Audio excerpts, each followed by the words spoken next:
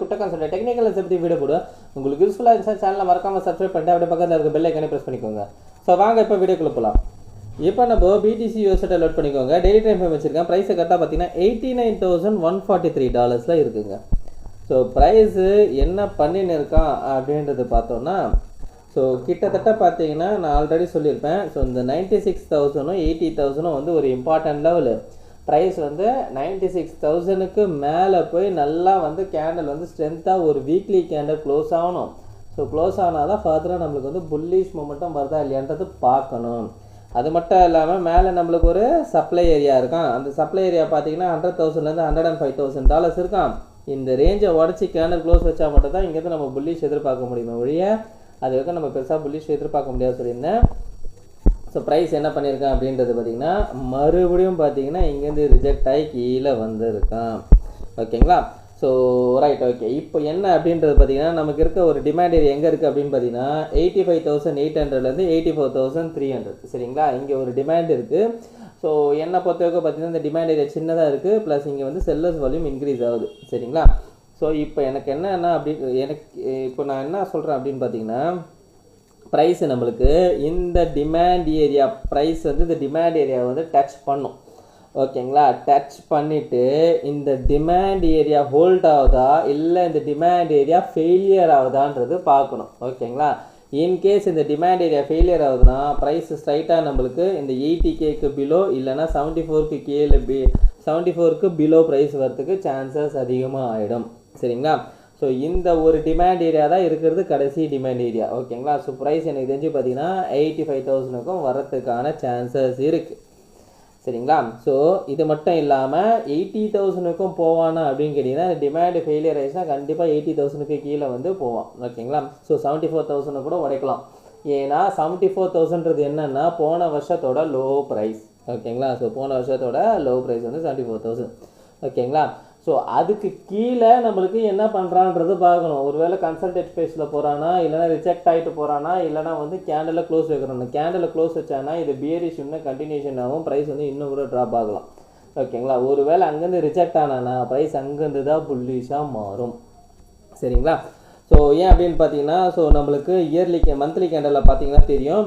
So என்ன அப்படின்னு பார்த்தீங்கன்னா ஸோ இதை நான் திரும்ப சொல்லிடுறது தான். ஓகேங்களா? ஸோ மந்த்லி கேண்டலில் பார்த்தோன்னா இது வந்து டிசம்பர் கேண்டலோட லோ, இது வந்து நவம்பர் மந்த் கேண்டலோட லோ, இது வந்து இந்த இயரோட லோ. ஓகேங்களா? இது மூணுத்தையுமே வந்து இவன் எடுக்கணும். ஓகேங்களா? எடுத்துட்டு அதுக்கப்புறம் இந்த இடத்துலேருந்து ப்ரைஸ் வந்து கன்சல்டேட் ஆகி திரும்புகிறானா இல்லைனா ரிஜெக்ட் ஆகி திரும்புகிறானா இல்லைனா பிரேக் ஆகி க்ளோஸ் வைக்கிறானா இந்த ஏரியாவில் தான் என்னன்றது தெரியும். ஓகேங்களா? ஆனால் ஒரு வேளை நம்மளுக்கு ப்ரைஸ் இங்கே வந்து ரிஜெக்ட் ஆகி திரும்பினா இது நல்ல ஒரு ஸ்ட்ராங்கான ஒரு புல்லிஷ் மொமெண்டமாக க்ரியேட் ஆகும்.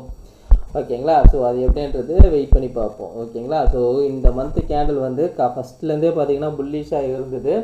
பட் ஆனால் இந்த கடைசி முடிகிற டைமில் பார்த்தீங்கன்னா நம்மளுக்கு ரிஜெக்ட் ஆகி இருக்குது. ஓகேங்களா? ஸோ வெயிட் பண்ணி பார்ப்போம் என்னன்றது. ஸோ அதுக்கப்புறம் பார்த்தீங்கன்னா நம்மளுக்கு இத்தீரியம். ஸோ இத்தீரியமில் என்னப்பா அப்படின்னு கேட்டிங்கன்னா ஸோ இத்தீரியம் பார்த்தீங்கன்னா நல்லாவே ஸ்ட்ராங்காகவே இருந்தது. இந்த ரேஞ்சில் இருக்கிறதுக்கெல்லாம் நல்லாவே ஸ்ட்ரென்த்தாகவே இருந்தது. பட் என்ன ஆயிடுச்சு அப்படின்றது பார்த்திங்கன்னா அதுக்கப்புறம் ப்ரைஸு மெதுவாக ட்ராப் ஆகி நல்லாவே ப்ளீட் ஆகிடுச்சு. இதுக்கு ஒரே ரீசன் யார் அப்படின்னு பார்த்தீங்கன்னா நம்ம டாமினன்ஸ் வந்து ஷூட் அவுட் ஆகிட்டான். ஓகேங்களா? நல்லா ஷூட் அவுட் ஆகிட்டான். கிட்டத்தட்ட வந்து 60 ரேஞ்சுக்கும் நேற்று போய் தொட்டுட்டான். ஓகேங்களா? ஸோ நேற்றுலாம் நேற்று. சரிங்களா? நல்லாவே ஷூட் ஆகிட்டான். அதோட வெளிப்பாடு தான் நம்மளுக்கு வந்து இத்தீரியமில் அப்படியே ரிஃப்ளெக்ட் ஆகிருக்கு. ஓகேங்களா? ஸோ இத்தீரியம் வந்து இன்கேஸ் நம்மளுக்கு வந்து ட்ராப் ஆயிடுச்சு அப்படின்ற பட்சத்தில் பார்த்தீங்கன்னா ஒரு 2,600 இல்லை 2,400 அந்த ரேஞ்சுக்கு வந்து வரலாம். ஓகேங்களா? ஒரு வேளை BTC நம்மளுக்கு இந்த 86,000 டிமாண்ட் ஏரியா இருக்குது இல்லைங்களா? இந்த டிமாண்ட் ஏரியாவை இன்கேஸ் இவன் ஹோல்டு பண்ணுறான்னா நம்மளுக்கு வந்து அதே சமயத்தில் இத்தீரியம் நம்மளுக்கு இந்த ஏரியாவில் வந்து ஹோல்டு பண்ண சான்சஸ் இருக்குது. அதாவது 2,800 2,700. சரிங்களா? ஆனால் இவ்வளோ தொழில் வந்தாலே இருக்கிற ரீசெண்டான லோவை வந்து அவன் எடுத்துட்டு ஒரு வேளை திரும்பினானா இது நம்மளுக்கு டபுள் பாட்டம் ஃபார்மேஷன் வரும். ஓகேங்களா? அப்படி இல்லாமல் நம்மளுக்கு வந்து இன்னும் இங்கேருந்து ட்ராப் ஆகுதுன்னா இது வந்து ஆல்ரெடி நம்மளுக்கு இது என்னவா இருக்குது, நம்மளுக்கு ஒரு பியரிஷ் ஃப்ளாக் இருக்குது. இந்த பியரிஷ் ஃப்ளாகை வந்து கண்டினியூ ஆகும். சரிங்களா? ஸோ இந்த பியரிஷ் ஃப்ளாக் பற்றி போன வீடியோவில் நான் போட்டிருப்பேன். ஸோ இந்த பியரிஷ் ஃப்ளாக் ஓகேங்களா. ஸோ கீழே இறங்கி கன்சல்டேட் ஆகிட்டு திரும்ப வந்து பிரேக் டவுன் ஆகுது. ஸோ இதே பியரிஷ் ஃப்ளாக் நம்மளுக்கு இதுக்கு முன்னாடி எங்கே நடந்திருந்தது அப்படின்றது பார்த்தீங்கன்னா 2022 கூட அதே மாதிரி நடந்திருக்கு. இது நான் போன வீடியோலேயே சொல்லியிருப்பேன் ஓகேங்களா. அதே மாதிரி ஒரு ஃபார்மேஷன் கீழே வந்துட்டு அதுக்கப்புறம் வந்து ப்ரைஸ் ஷூட் அவுட் ஆகிற மாதிரி. ஸோ ஒரு வேளை அது இந்த இடத்துல ப்ளே ஆகுதுன்னா நம்மளுக்கு கீழே வந்துட்டு இந்த 74க்கு கீழே ப்ளே ஆகிட்டு அதுக்கப்புறம் வந்து ப்ளே ஆகலாம் ஓகேங்களா. அது எப்படின்றது நம்மளை அடுத்த மூமெண்ட்டை வச்சு நம்ம பார்ப்போம் சரிங்களா. Right okay. இந்த வீடியோ பிடிச்சிருந்தா இந்த வீடியோக்கு லைக் போட்டுருங்க. அப்படியே கமெண்ட் பாக்ஸில் கமெண்ட் பண்ணிவிடுங்க. உங்கள் ஃப்ரெண்ட்ஸ் அண்ட் ஃபேமிலிஸ்க்கு ஷேர் பண்ணி விட்டுருங்க. கடைசியாக நான் டிஸ்கிளைமர் மட்டும் சொல்லிக்கிறேங்க. நான் ஃபினான்ஷியல் அட்வைசர் கிடையாது. இந்த வீடியோவில் சொல்லிக்கிறது எல்லாமே ஆன்லைன் பிஸ்னஸ்க்கு. நீங்கள் இன்வெஸ்ட் பண்ணுற பண்ணி நீங்களே ஒரு ஆன்லைன் பண்ணிட்டு இல்லை உங்கள் ஃபினான்ஷியல் அட்வைஸை கேட்டு டிசைட் பண்ணிக்கோங்க. So thank you every one.